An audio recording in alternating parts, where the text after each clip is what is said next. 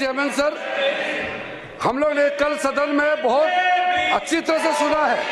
गृह मंत्री जी ने बहुत साफ शब्दों में बाबा साहब भीमराव अंबेडकर जी के बारे में हमारा श्रद्धा का भाव को प्रकट किया था और साथ साथ में ये बताया कि बाबा साहब अंबेडकर के जीते जी कांग्रेस पार्टी ने अंबेडकर जी का कैसा अपमान किया और बाबा साहब को जीते जी और बाबा साहब परिनिर्वाण होने के बाद भी इतने साल तक कांग्रेस पार्टी ने भारत रत्न से नहीं नवाजा गया और साथ साथ कांग्रेस पार्टी ने बाबा साहब को इंसल्ट करके 1952 में बाबा साहब को चुनाव में षड्यंत्र के तहत बाबा साहब को हराने का काम कांग्रेस पार्टी ने किया है।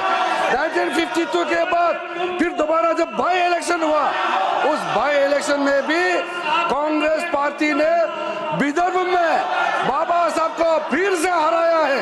कांग्रेस पार्टी ने अगर बाबा साहब को कांग्रेस पार्टी नहीं हराते तो 52 के बाद भी बाबा साहब दोबारा चुन के इस सदन में पार्लियामेंट के मेंबर होते। बाबा साहब भीमराव जैसे आदमी को इन्होंने हरा करके देश के साथ इन्होंने खिलवाड़ किया है।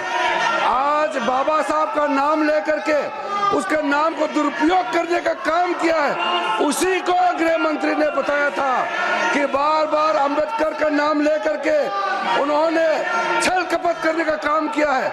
वरना क्या कारण था सर? मैं सर एक बौद्ध हूँ, मैं बाबा साहब के बताए हुए रास्ते पर चलने वाला इंसान हूँ।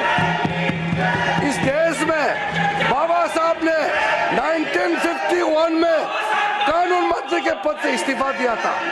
71 साल बाद प्रधानमंत्री मोदी जी ने एक दूसरा बौद्ध को कानून मंत्री बनाया है। आप लोगों को याद नहीं आया? मोदी सत्य बाबा साहब भीमराव अंबेडकर के बताए हुए रास्ते पे हम लोग चलते हैं, आप लोग नहीं चलते हैं। सर ये लोग ढोंग कर रहे हैं, मैं कड़ी आपत्ति करता हूँ। बाबा साहब का नाम को वोट बैंक के लिए जो दुरुपयोग कर रहे हैं, इसको मैं निंदा करता हूँ। और आज मैं अध्यक्ष सभापति महोदय जी, मैं फिर से आपको कहना चाहता हूँ, जो 5 तीर्थ स्थल आदरणीय प्रधानमंत्री मोदी जी के नेतृत्व में बाबा साहब अंबेडकर जी के नाम में जो आज काम चल रहे हैं, उसका 2026 में मुंबई के अरेबियन सी के अरब सागर के तट पर 450 फीट का जो ऊंचाई मूर्ति बन रहा है, वो मूर्ति बनने के बाद आप लोग को पता चलेगा कि 5 तीर्थ स्थल बाबा साहब के नाम में मोदी जी ने कैसे बनाया है।